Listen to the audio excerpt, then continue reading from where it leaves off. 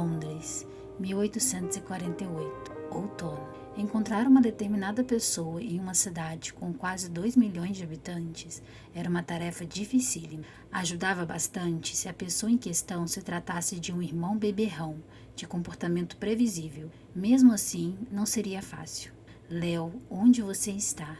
Era o que a senhorita Amélia Hathaway pensava com desespero enquanto a carruagem chacoalhava pelas ruas de pedra. Pobre Léo, desregrado e perturbado. Algumas pessoas, ao se confrontarem com circunstâncias insuportáveis, simplesmente se arruinavam. Era o caso de seu irmão, antes animado e confiável. Ela temia que não houvesse mais nenhuma chance de salvação para ele. Nós o encontraremos, disse Amélia com uma segurança que não sentia. Olhou de relance para o cigano sentado diante dela. Como sempre, Maripen mantinha-se inexpressivo. Não se podia culpar ninguém por achar que Maripen era um homem de emoções limitadas. Na verdade, era tão reservado que, mesmo depois de 15 anos vivendo com a família Hathaway, ainda não havia revelado a ele seu nome de batismo. Desde que fora encontrado inconsciente às margens de um riacho que atravessava a propriedade da família, todos o conheciam apenas como Maripen. Quando ele se despertou e descobriu que estava cercado pelos curiosos Hathaways, reagiu com violência. Tiveram que juntar forças para mantê-lo na cama, todos exclamando que ele precisava ficar deitado e quieto ou seus ferimentos se agravariam. O pai de Amélia deduzira que o garoto era um sobrevivente de uma caça aos ciganos, um costume brutal dos proprietários de terra da região, que, montados em seus cavalos, livravam seus domínios à presença de acampamentos ciganos. Provavelmente acreditam que o rapaz estava morto, comentara o Sr. Hathaway com seriedade, como um cavaleiro estudioso e à frente de seu tempo. Ele reprovava qualquer forma de violência. Temo que seja difícil estabelecer uma comunicação com sua tribo. Devem ter partido há muito tempo. Podemos ficar com ele, papai?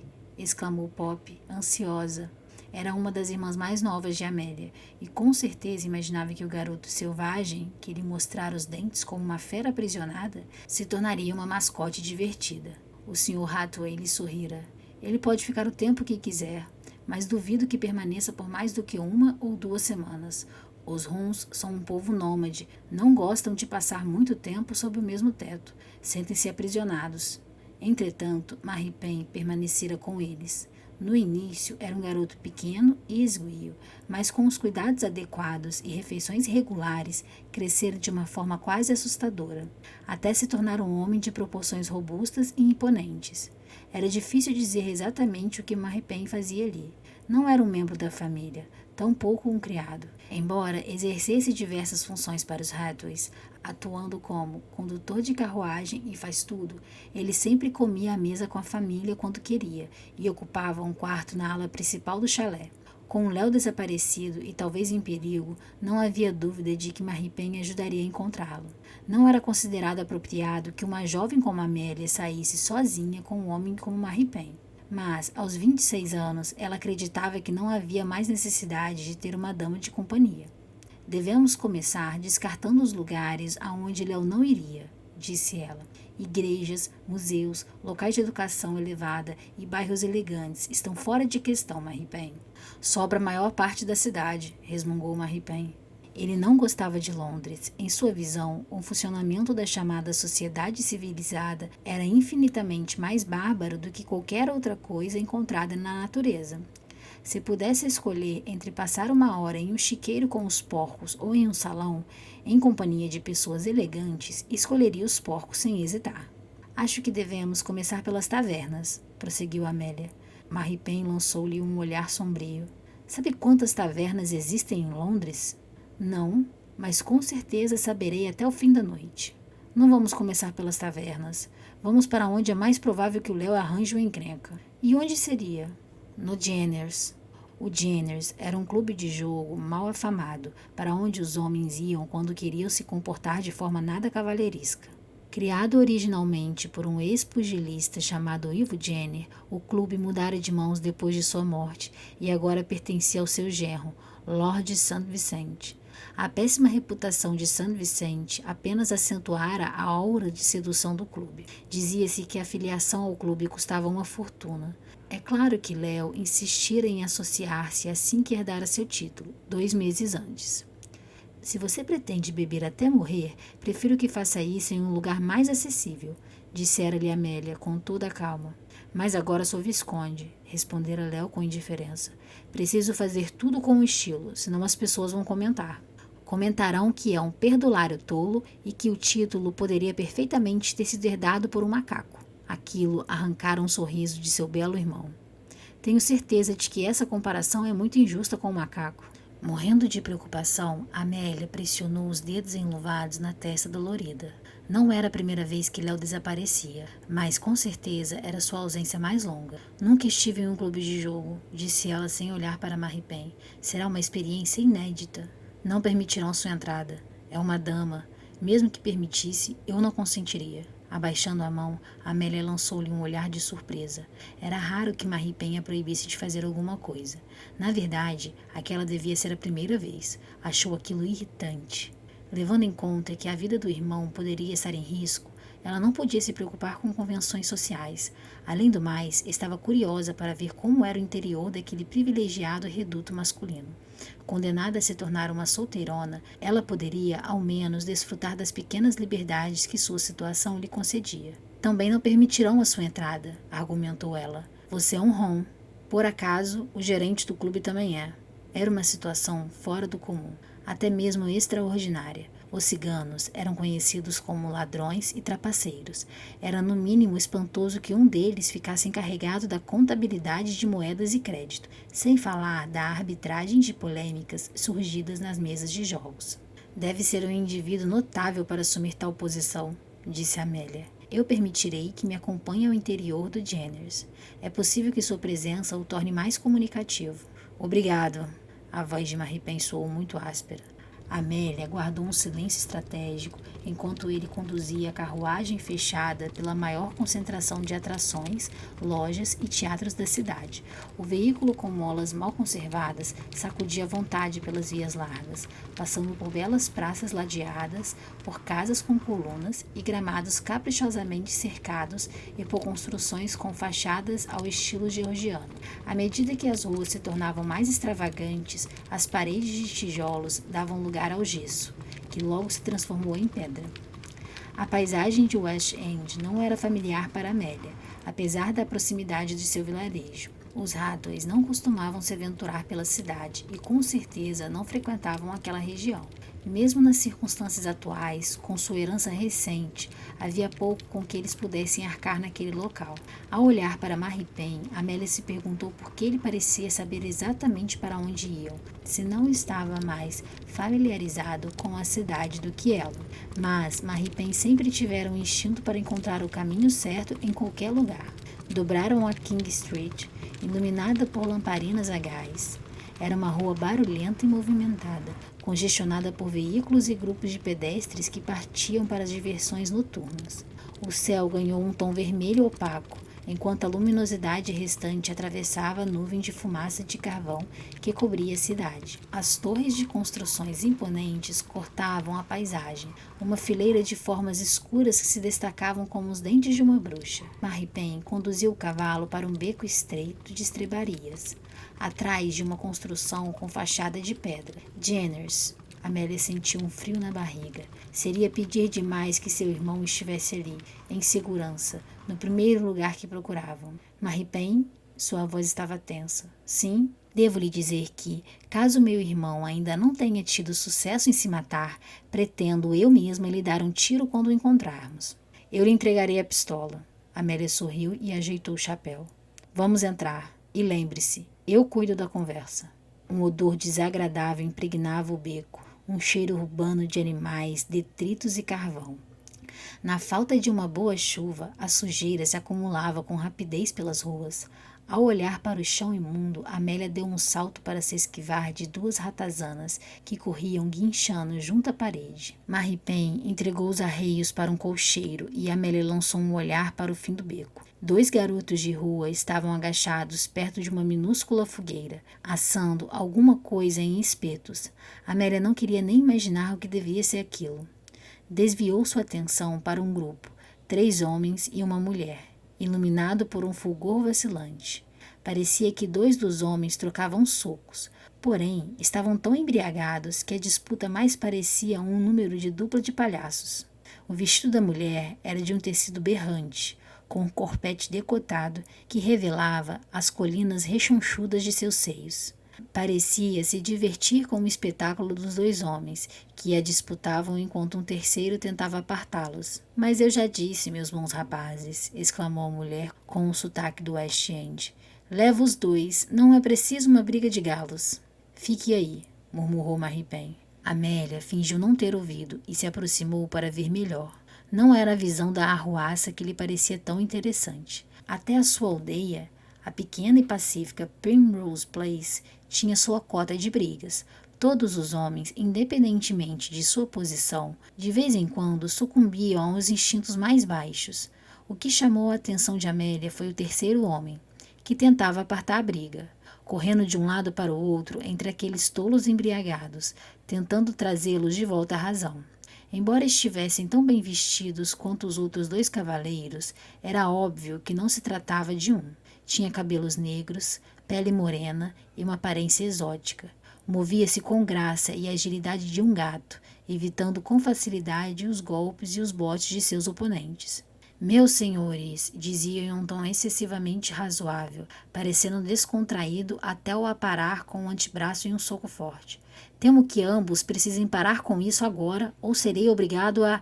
Ele interrompeu a frase e se desviou para o lado no exato momento em que o homem atrás dele deu um salto. A prostituta soltou uma gargalhada diante daquela visão. Eles te pegaram de jeito essa noite, Rohan, exclamou. Voltando a se concentrar na briga, Rohan tentou interrompê-la mais uma vez. Meus senhores com certeza devem saber que, abaixou-se sobre o veloz arco desenhado por um punho, que a violência bloqueou um gancho de direita. Nunca resolve nada. Caia fora, disse um dos homens jogando-se para a frente como um animal louco. Rohan deu um passo para o lado, deixando que ele atingisse diretamente a parede do prédio. O agressor desabou, soltando-se um grunhido, e ficou caído no chão, ofegante. A reação do oponente foi de uma ingratidão ímpar. Em vez de agradecer ao homem moreno por dar fim à briga, ele rosnou. Maldito seja por intervir, Rohan. Eu teria acabado com ele. O homem se atirou para a frente, agitando os punhos. Rohan escapou de um cruzado de esquerda e, com habilidade, lançou-o ao chão. Continuou de pé diante da figura caída e secou a testa com a manga da camisa. Está satisfeito? Perguntou em um tom simpático. Ótimo. Por favor, permita que eu o ajude a se erguer, meu senhor. Enquanto puxava o homem, Rohan olhou para a porta que conduzia ao clube, onde um funcionário aguardava. Dayson, acompanhe Lord Latimer até a sua carruagem lá na frente. Cuidarei de Lord Selwyn. Não é necessário, disse com a voz atordoada o aristocrata que acabara de se levantar. Posso caminhar até a minha maldita carruagem. Ajeitando as roupas sobre o corpo volumoso, ele lançou um olhar ansioso para o homem moreno. Rohan, você terá que me fazer uma promessa. Pois não, meu senhor. Se a notícia se espalhar, se Lady Selwyn descobrir que briguei por causa de uma mulher decaída, minha vida não valerá nada. Rohan respondeu com uma calma reconfortante. Ela nunca saberá, meu senhor. Ela sabe de tudo, disse Selwyn. Tem um pacto com o demônio. Se alguma vez for questionado em relação a essa pequena escaramuça, ela foi provocada por um jogo de cartas particularmente difícil, respondeu o outro de forma inexpressiva. Sim, isso. Bom rapaz. Selwyn bateu no ombro do homem mais jovem, depois enfiou a mão no colete e retirou uma pequena bolsa. E para garantir o seu silêncio... Não, meu senhor. Rohan deu um passo para trás, balançando a cabeça com veemência, os cabelos negros reluzentes esvoaçando com o movimento. Meu silêncio não tem preço. Aceite, insistiu o aristocrata. Não posso, meu senhor. É seu. A bolsa de moedas foi jogada no chão, caindo aos pés de Rohan, com um som metálico. Aí está. Se preferir deixá-la na rua, a escolha é sua. Enquanto o cavaleiro partia, Rohan olhou para a bolsa como se fosse um rato morto. Não quero isso, resmungou, sem se dirigir para ninguém em particular. Eu fico com ela, disse a prostituta, saracoteando em sua direção. Pegou a bolsa e avaliou o peso na palma da mão. Um sorriso provocante surgiu em seu rosto. Que coisa! Nunca vi um cigano com medo de dinheiro. Não tenho medo, disse Rohan com tom azedo. Apenas não preciso dele. Suspirando, ele esfregou a nuca com uma das mãos. A mulher riu e lançou um olhar de óbvia apreciação à sua forma esguia. Detesto tomar alguma coisa sem dar nada em troca. Que tal uma visitinha ao beco antes que eu volte para os Bradshaws? Agradeço a oferta, mas não, disse ele de forma educada. Ela ergueu o ombro de um jeito brincalhão. Menos trabalho para mim. Boa noite, Rohan.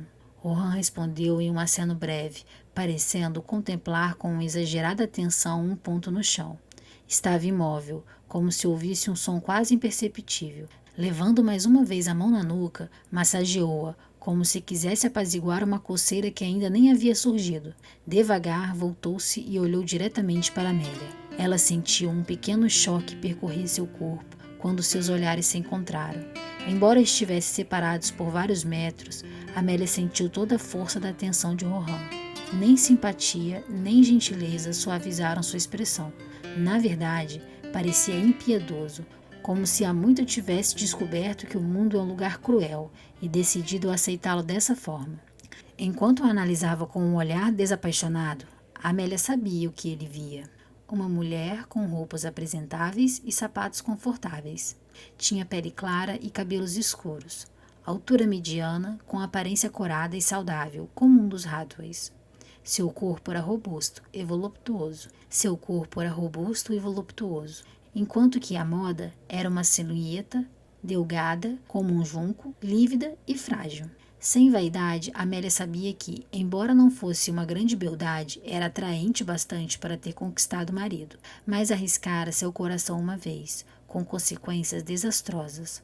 Não tinha a menor vontade de tentar de novo, e só Deus sabia como ela já estava ocupada cuidando dos outros Hathaway. Rohan tirou os olhos dela, sem uma palavra ou um gesto de reconhecimento. Ele caminhou para a porta dos fundos, sem pressa, como se estivesse se concedendo tempo para pensar sobre alguma coisa. Havia uma graça particular em seus movimentos. Amélia alcançou a soleira da porta ao mesmo tempo que ele. Senhor Rohan, suponho que seja o gerente do clube? Rohan parou e voltou-se para encará-la. Estavam próximos o suficiente para que Amélia sentisse os odores de seu esforço másculo e de sua pele cálida. Seu colete, feito de um luxuoso brocado cinza, abrira-se para revelar uma fina camisa de linho branco. Enquanto Rohan se preparava para abotoar o colete, Amélia reparou na grande quantidade de anéis de ouro em seus dedos. Uma onda de nervosismo a percorreu, provocando um calor pouco familiar. Seu espartilho parecia apertado demais e a gola alta a sufocava agora. Corando, ela se obrigou a encará-lo. Era um jovem, não deveria ter nem 30 anos, com um semblante de um anjo exótico. Esse rosto, com certeza, fora criado para o pecado. A boca taciturna, o queixo anguloso, os olhos de um castanho dourado sombreados por cílios longos e retos. O cabelo precisava de um corte e formava cachos negros e pesados sobre a parte de trás de seu colarinho. Amélia sentiu um aperto na garganta e perdeu o fôlego ao ver o cintilar de um diamante na orelha dele. Ele lhe fez uma reverência educada. Ao seu serviço, senhorita Hathaway, disse ela. Voltou-se para indicar a presença de seu acompanhante, que se posicionara à sua esquerda. E este é Maripen. Rohan olhou para ele com um ar de alerta. A palavra romane para a vida e também para a morte, disse ele. Era esse o significado do nome de Maripen? Surpresa, Amélia olhou para ele, e Maripen deu de ombros com delicadeza, para indicar que aquilo não tinha importância. Amélia voltou-se para Rohan. Senhor, viemos lhe fazer uma ou duas perguntas em relação a...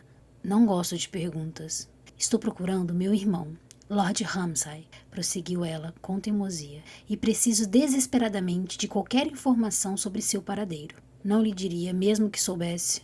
Seu sotaque era uma sutil mistura de estrangeiro com o do West End, e ele falava com um traço da dicção da elite.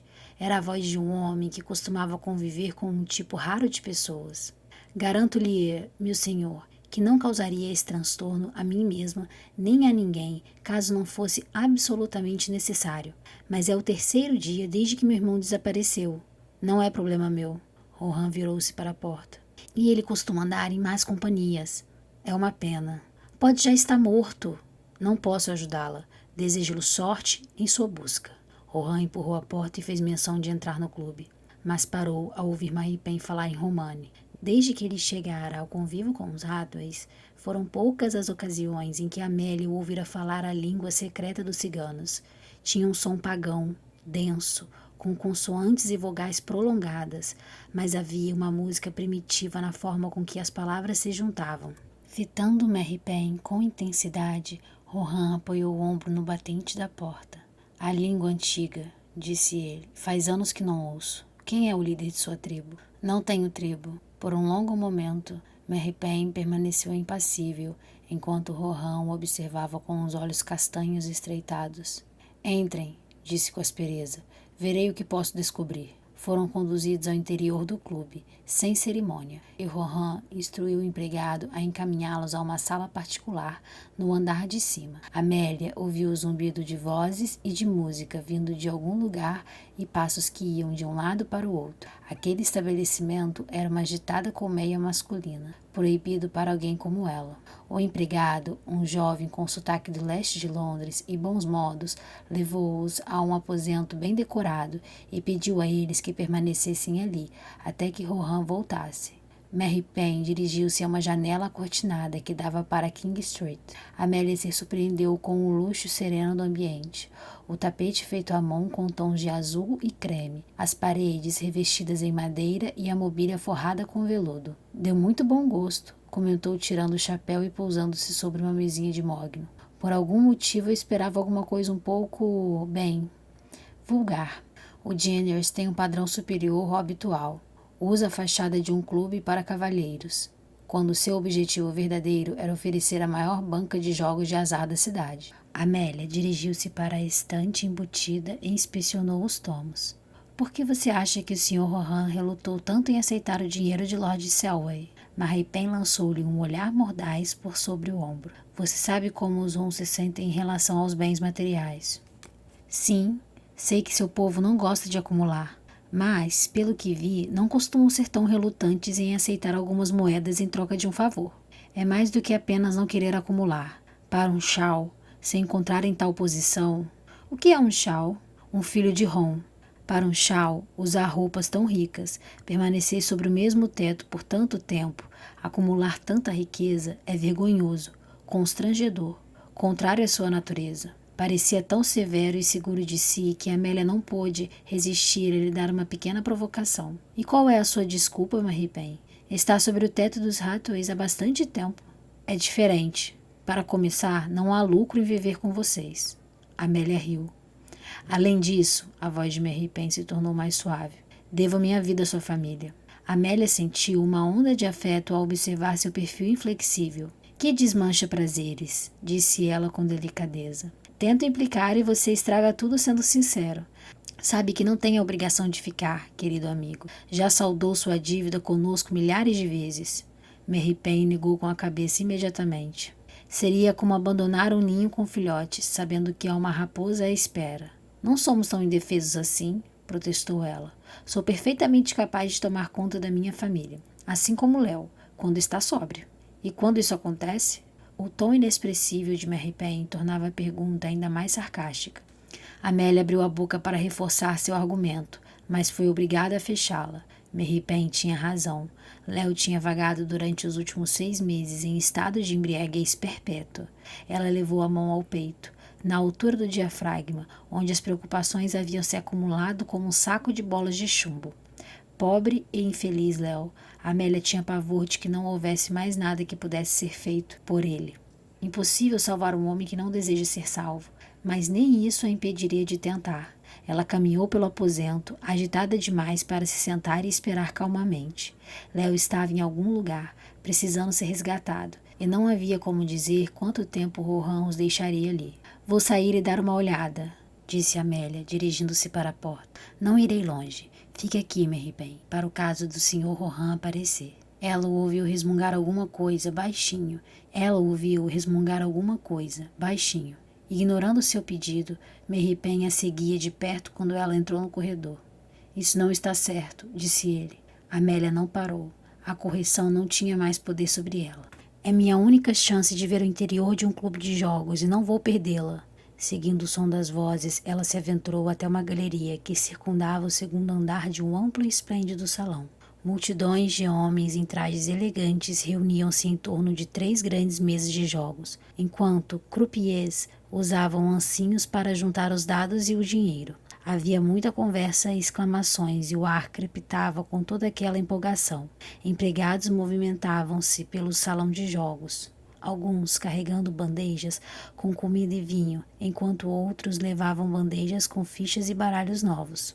Semi-escondida por uma coluna na galeria superior, Amélia observou a multidão, pousou o olhar no Sr. Rohan, que vestira um paletó preto e uma gravata. Apesar de usar roupas semelhantes à dos sócios do clube, destacava-se deles como uma raposa em meio aos pombos. Rohan estava meio sentado, meio apoiado sobre a volumosa mesa de magno do gerente, no canto do salão, onde administrava a banca.